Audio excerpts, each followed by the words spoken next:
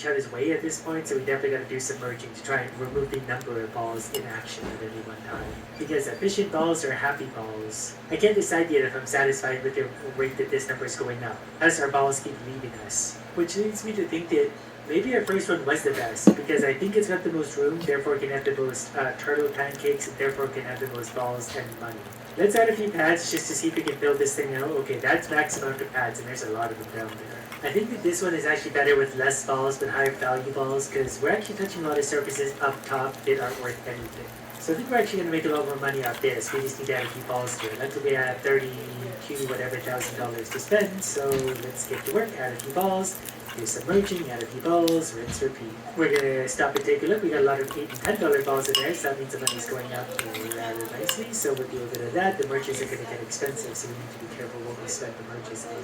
We do have a bright pink ball in there. I think that's $12 maybe per bounce. The money's going up quickly.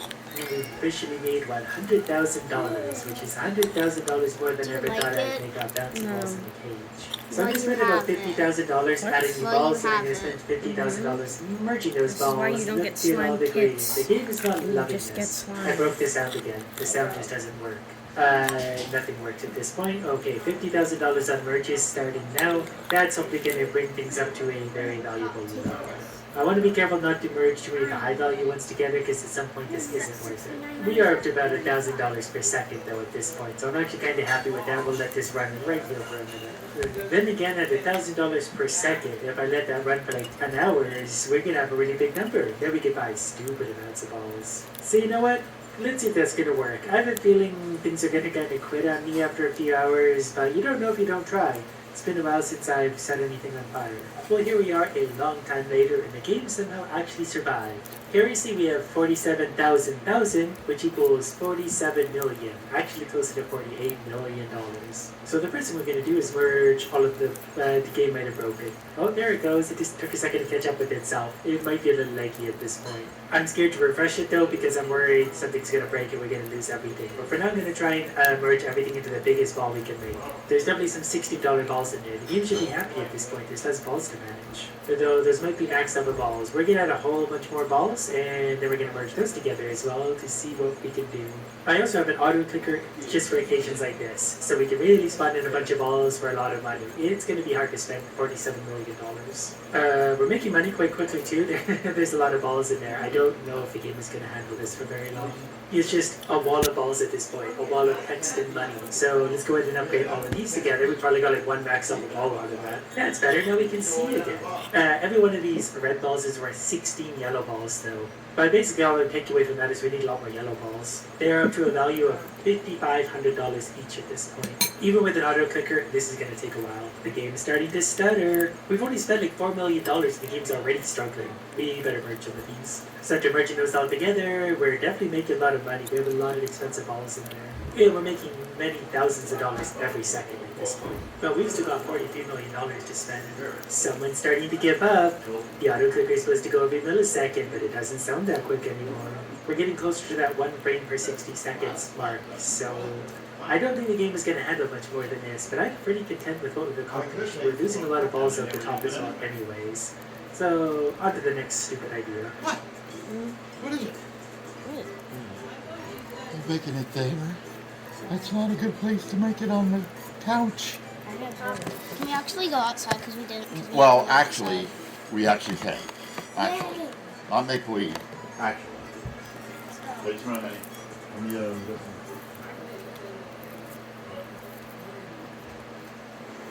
Enter a prompt here. Okay, it can be that hard. How about generate an image of a cat playing guitar? Is that how it works? Am I doing AI? Yeah, it just does whatever you type. Mario! One class really gift ideas you can make with arts and crafts. Please skip that ad. What? Skip that ad, please. Help me think of titles for my tell-all memoir. What's something smart I can say about Should skip the ad. I'll do it. and why? Generate another image of it. Thank you. Yo, welcome to my Bedrock Superfan. So I know it looks like we don't have much in this world, but I do have one thing And that's absolutely Can you not? nothing. Yeah, we're screwed. But over the next 100 days, we're gonna change that. I have found the weirdest combination of Minecraft mechanics we can use to gather wood, stone, and a beacon. First, we need to get something. Honestly, anything. So my first thought was to wait for night for monsters to spawn. But as the sun set, I was lonelier than ever. Please, I'll even take a phantom. See, monsters can't spawn naturally on Bedrock in this version. Minecraft Beta 1.9 pre-release 3. By the way, my render distance being this low is totally not because Superflat hadn't been added yet. What? Are you crazy? But there's one thing in this version. And as today's sponsor, Opera GX. Okay, so this version is actually really important, but you have a big problem. Be very careful your there, browser is just okay, like Will? Bedrock Superflat. Okay, if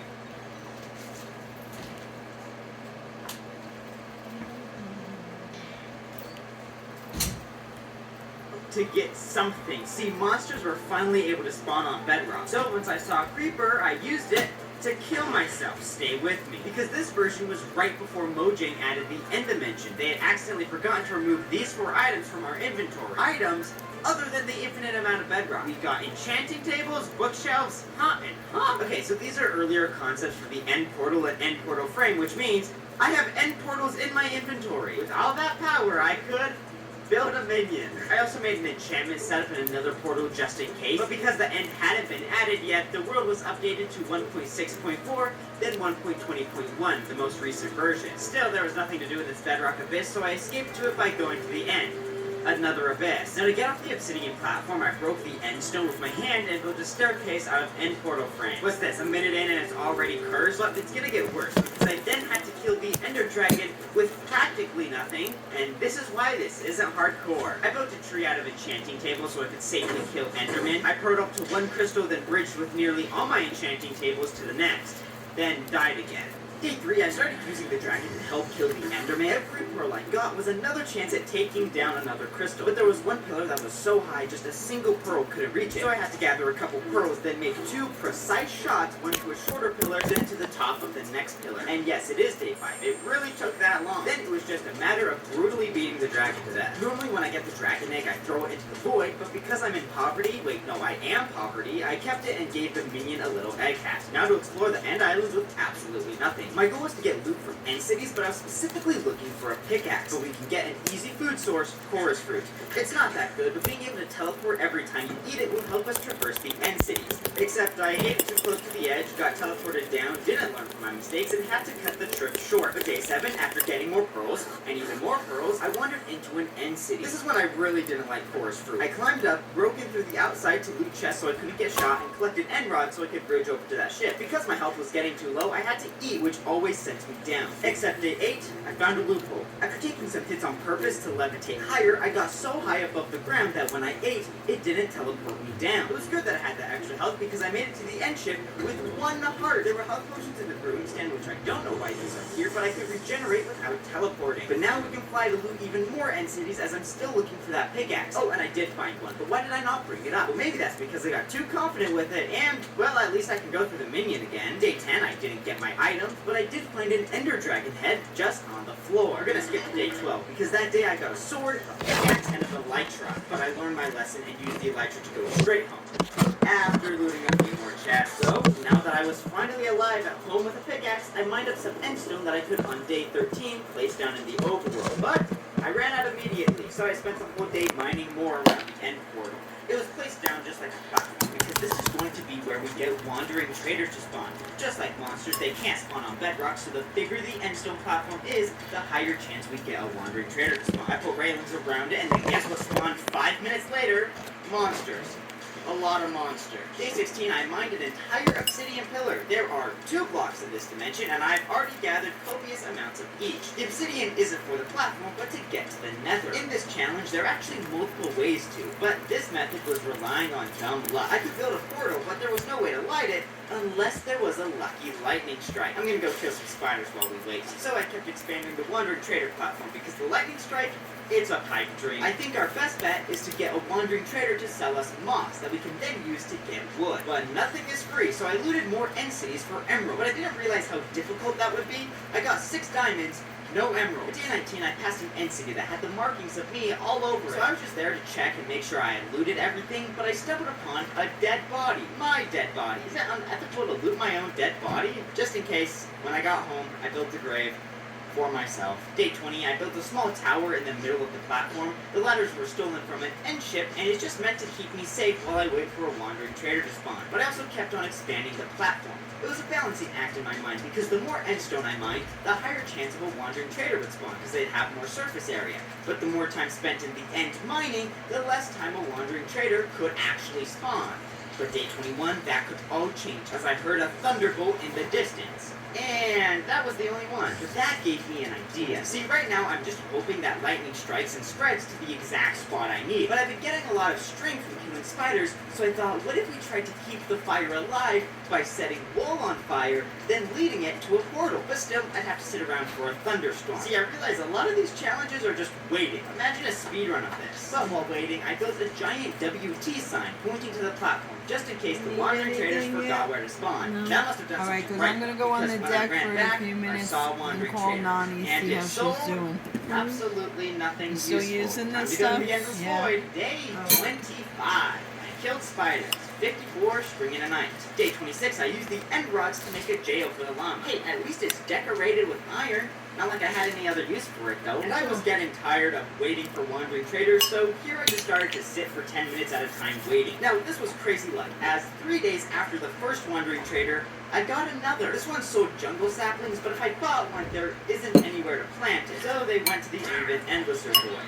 What the frick did I just build? Because a wandering trader just spawned, it might take a while for another. So I sat there on the pillar, on the floor, like a caterpillar. I sat here, I sat there, I sat waiting for a wandering trader to spawn anywhere.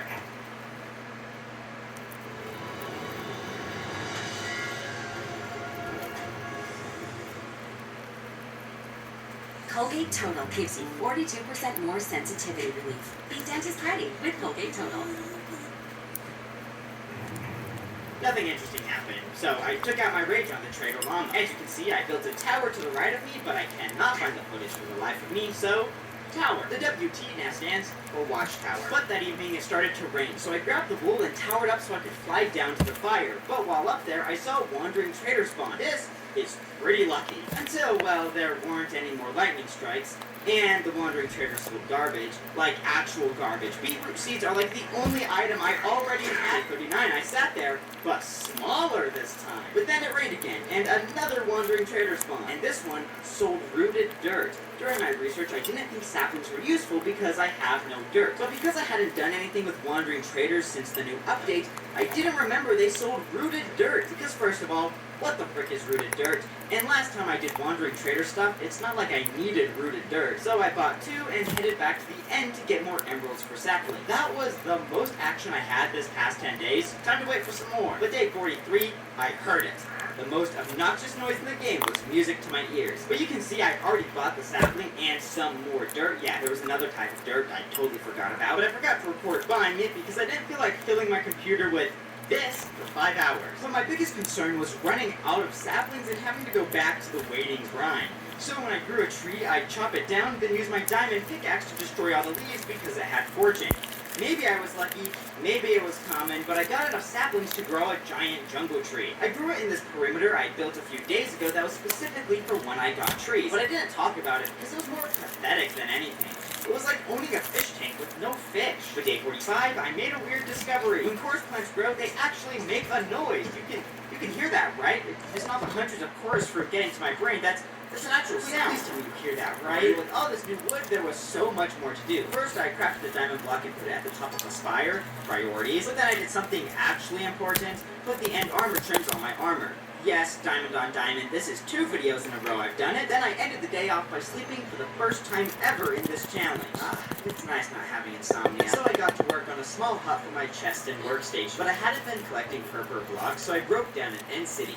But guess what was also there? Purple stained glass! I finished the hut with a grass roof, then day 47 it rained, so I put 3 cauldrons on top of the roof. This is how we're going to collect water, and the more cauldrons, the higher the chance they fill up with rainwater. I can only afford 3 though. I wonder where the rest of my iron went. After the rainstorm, I collected 1 of the 3 layers of water, so I looted more end cities for iron and also collected shulker shells. Day 49, I used chiseled bookshelves for the first time with the books from day 1. I made a YJ, you know what that stands for? Yogurt juggler. Wow, Jared, that joke was so bad, you're gonna get replaced by AI. Guess what? That joke was made by AI. Frick you. Also, I did not ask for these emojis. 4 horsemen of making no sense. Day 50, it rained again, and I was hoping to get 2 layers of water, but how about nothing? It might be a bit, so I needed to keep myself busy. But day 51, after seeing a big green blob on the platform, these guys could be a good source of experience. I spent most of the day looking for a chunk that slimes spawn in, but it was hard because they spawned far away. Then by the time I got over there, they bounced around, and I couldn't determine which chunk they came from. So in the evening, I just picked a chunk and built a platform hoping they would spawn. Day 52, that's a slime chunk. So I expanded it, put up a railing, and realized my knockback on the sword isn't doing me any favors. So I put in a killing chamber, but that was specifically to catch slimes from the 2nd floor. Then by the time I had come back with the ladders, it was already full of slime. But there was no time to farm, as there was a thunderstorm. I flew down and caught a lot of the wool on fire, but by the time I built the portal, the fire always went out. So my next try, I made sure the fire was covered from the rain, but it basically killed itself in 5 seconds. There were a few more strikes, but it was never meant to be. At least the slimes would keep me company, but still, no new water to collect. I just needed 2 more water bottles, and then I could get myself into the nether. Day 54, I chopped a bunch of trees down, but I realized just chopping wood in the perimeter had no purpose. That's just made a mess dealing with the leaves above. I'd moved the dirt around so the tree wouldn't be under old leaves, but the perimeter was so small that was totally ineffective. It was like keeping a whale shark in a fish tank. But I was determined and stubborn enough to not release the whale shark, but to improve its small cage. So I built a ladder and then a ring on top of that I used to get above the trees. Chopping from the top is faster than the staircase method, but this perimeter's days are numbered. Day 56, it finally happened. I got water. 3 bottles is enough to fill a cauldron that can then be picked up with a bucket. So I made an infinite source and then headed to the end. See, the only reason we needed water was to get copper. So I brought some zombies in with me and used a zombie killing system that I invented on the Just Dirt world. The whole idea is that this is a poor man's ENXO4 copper farm. His farm design is like way more efficient, but I only needed 3 copper, so I was just stealing the zombie reinforcement mechanic. That's when you hurt a zombie enough that more will spawn. This works in the end, so I theoretically should get an infinite flow of zombies. After gathering a few, I drowned them in a separate pool and then killed them all for a small chance to get copper. With looting 3 on an iron sword, I got all 3 copper in a day. So I crafted a lightning rod and put it right next to a nether portal. This guarantees that the next thunderstorm was another portal. Then in the evening, I set up another zombie killing chamber to get experience when I realized, wait a minute, I have water, I have wood, let's just make a mob farm. I didn't build it as tall so like the monsters weren't taking tons of damage, but once it's done, I can show you why. Not even halfway through, I ran out of endstone. It would have been cool to have the entire thing look like it was made out of cheese, but I cheaped out and used jungle plank, so it's the molded cheese farm.